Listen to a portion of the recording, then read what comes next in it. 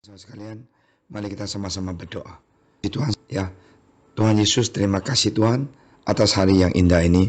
Bila kami bisa membuka telinga dan hati kami mendengarkan firman Engkau, urapi hamba Engkau, dan juga kami semuanya yang menyampaikan, yang mendengarkannya Tuhan. Sampai kami semuanya bisa dikuatkan. Dalam nama Engkau Tuhan Yesus, kami telah berdoa. Amin. Saudara sekalian, hari ini kita mau belajar firman Tuhan yang terdapat di Amsal 28 ayat 13. Siapa menyembunyikan pelanggarannya tidak akan beruntung, tetapi siapa mengakuinya dan meninggalkannya akan disayangin. Kadang-kadang firman Tuhan ini sederhana, tapi artinya itu luar biasa. Kenapa di Brazil, di Eropa, banyak orang sudah mulai mengaku dosa di hadapan Tuhan. Mereka tidak menyembunyikan lagi dosa mereka, karena mereka sadar bahwa COVID ini datang. Mereka tidak mempunyai kekuatan untuk menghadapi. Mereka dulunya tidak percaya Tuhan Yesus etis. Mereka merasakan uang, teknologi, kedokteran bisa menyembuhkan manusia. Buat apa saya percaya Tuhan? Buat apa punya agama segalanya? Itu adalah manusia yang pengecut. Sekarang sadar mereka. Di pinggir jalan, di tengah jalan, di kota mereka bersujud tidak takut malu untuk menyembah Tuhan. Marilah saudara sekalian, kita mau belajar mengaku salah di hadapan Tuhan dan juga sesama saudara-saudara seiman ataupun suami istri. Firman Tuhan mengatakan, jangan kita menyembunyikan pelanggaran, tidak ada beruntung. Ya, ada sepakatan mengatakan tidak ada gading yang tak letak. Peribahasa yang ingin mengatakan di dunia ini tidak ada orang yang sempurna. Kita semuanya tidak sempurna. Sudah saatnya kita sadar, kita butuh satu orang yang sempurna. Dia adalah Yesus. Dia sanggup menolong kita. Sehebat-hebat seseorang, pasti ada kelemahannya, ada kekurangannya, ada salahnya. Kita dikandungi oleh dosa, dilalaikan dalam dosa, hidup diwarnai dosa, dan dosa jugalah yang akan membawa kita kepada kematian. Sadar kita bahwa COVID ini telah membunuh jutaan orang di dunia ini, menghancurkan ekonomi dunia. Kenapa terjadi seperti ini? Karena kadangkala manusia yang berbuat dosa, manusia yang sombong, tidak mau bertobat, datang kepada Tuhan. Marilah kita ingat, setiap saat, setiap hari, kita bergumul dengan dosa. Contohnya kita iri, kita marah, kita benci dengan suami istri kita, anak-anak hingga orang tua, orang bodoh hingga orang pintar, orang sederhana hingga orang kaya, jemaat biasa hingga pendeta, semuanya tanpa kecuali berhadapan dengan dosa ataupun godaan dosa. Kita bergumul dan kita kalah. Dosa begitu kuat, menggoda, menjebak kita, menjelat dan menjajah kita. Saya tahu iblis itu tidak pernah tinggal diam untuk datang menghancurkan kita. Dia mau supaya kita semuanya jatuh. Dia mau kita semuanya supaya jauh dari Tuhan. Iblis punya PL adalah supaya kita habis semuanya. Coba kita tanyakan kepada pemabuk, betapa sulitnya ia melepaskan diri dari kebiasaannya. Ia bukan seorang tercandu dalam rokok, games, sekarang medsos, satu hari 5 jam, nonton drakor 8 jam. Nah, coba kita tanya diri kita sendiri, bagaimana? Dunia ini sudah beda. Ya, kita butuh ngaku di hadapan Tuhan. Pembohong terus mengulangi kebiasaannya, walaupun berjanji berkali-kali untuk tidak mengulangi perkataannya. Begitu juga halnya dengan penjudi dan penjina. Janji tinggal janji, tapi mereka tetap melakukan, mereka tetap bohong. Manusia seolah berada dalam kerangkeng besi yang kuncinya dipegang oleh sponsor dosa. Siapa itu? Setan, iblis. Dia mau kontrol manusia.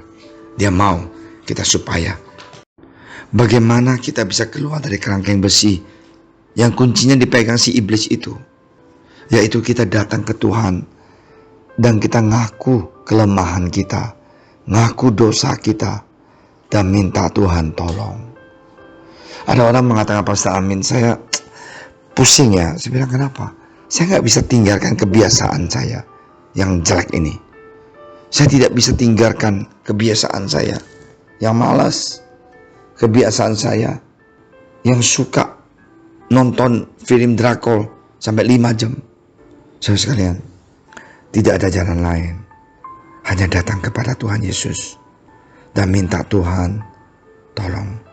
Kita ngaku di hadapan Tuhan, saya sudah addicted dengan main games, saya sudah addicted nonton drakor, saya sudah addicted download film yang tidak benar di YouTube. Tuhan Yesus, aku mau mengaku dosa. Tuhan, aku suka bohong. Aku mau mengaku dosa. Tuhan, aku tidak setia terhadap istri saya. Nah, ini semuanya pengakuan kita. Kalau kita ngaku di hadapan Tuhan Yesus, berarti si iblis itu kalah. Dan kita menghancurkan kerangkeng besi itu. Karena di saat kita bertobat, di saat kita mengaku di hadapan Tuhan Yesus di dalam darah dan nama Tuhan Yesus, Roh Kudus itu masuk ke dalam hati kita dan membantu kita. Kita berbicara dalam bahasa roh kalau sudah dipenuhi Roh Kudus, sudah bertahun-tahun jadi anak Tuhan. Sekarang kebiasaan dulu datang lagi. Kita berdoa dalam bahasa roh, kita berdoa di dalam nama Tuhan Yesus. Biar kita keluar dari penjara itu, dari kebiasaan itu yang begitu mencekam kita. Ingat, Tuhan mau kita mengaku dosa kita bukan untuk keuntungan Tuhan, justru untuk keuntungan kita. Dimana kalau kita ngaku di hadapan Tuhan Yesus, Tuhan langsung memberikan kita kekuatan untuk menghalangi. Saya ingat 3 bulan lalu, saya nggak sengaja jadi jatuh enjoy untuk nonton TV yang berseri. Dan setiap hari jam 8 itu saya sudah nggak tahan. Saya pasti akan duduk di sana nonton TV, ya. Saya masih ingat, ya. Itu namanya Muslimah. Saya sekali nonton nggak enak, 2 kali nonton, 3 kali kok jadi enak juga ya. Jadi kebiasaan, jadi addicted. Dan saya tahu saya nggak boleh kayak gitu, banyak kerjaan yang lain. Hanya saya berdoa, Tuhan, aku nggak mau nonton lagi dah, dalam nama Tuhan Yesus. Dan saya ambil keputusan. Kita ngaku di hadapan Tuhan. Tuhan baik kok. Tuhan Yesus adalah Tuhan yang Maha Penyayang. Dia memberikan kita kekuatan untuk menghadapi setiap masalah kita, setiap problem kita, asal kita mau bertobat dan ngaku di hadapan Dia. Tuhan, aku gak kuat lagi Tuhan. Begitu banyak masalah, pekerjaan saya bertumpuk, di PHK, toko sepi, Tuhan tolong Tuhan, bantulah saya Tuhan. Saya lemah Tuhan, saya sombong. Sekarang saya mau berubah. Biarlah Tuhan, saya percaya Engkau adalah partner dalam hidup saya, dalam usaha saya, dalam pekerjaan saya. Kalau kita ngaku, berarti kita minta Tuhan tolong kita. Kalau kita ngaku, berarti kita butuh Dia, dan Dia pasti akan membantu kita. Mari kita berdoa. Tuhan Yesus, terima kasih Tuhan atas firman Engkau yang begitu luar biasa. Tuhan mengajar kita. Marilah kita belajar mengaku salah dengan Tuhan Yesus. Ya, mari kita jangan menyembunyikan sesuatu terhadap Tuhan Yesus kita, terhadap istri dan suami kita. Terima kasih Tuhan Yesus. Biarlah kita menjadi anak Engkau yang hidup berkenan di hadapan Engkau. Sekali lagi di dalam nama Tuhan Yesus, tolonglah kota Jakarta. Baru Tuhan kita dapat kabar bahwa gubernur harus mau lockdown, PSBB diperpanjang. Mulai Senin tidak boleh kerja lagi di kantor, harus semuanya di rumah. Tuhan tolong Tuhan. Tolong kota Jakarta supaya semuanya berjalan dengan baik. Bahwa pandemi ini cepat-cepat berlalu. Dalam nama Engkau Tuhan Yesus, kami telah berdoa. Kami percaya Roh Kudus Tuhan Yesus akan menolong kami. Lebih dari mentari yang tak pernah berhenti, memancarkan sinarnya cintamu. Lebih dari samudra, tenggelamku di dalam kesetiaan-Mu Tuhan. Terima kasih atas cintamu.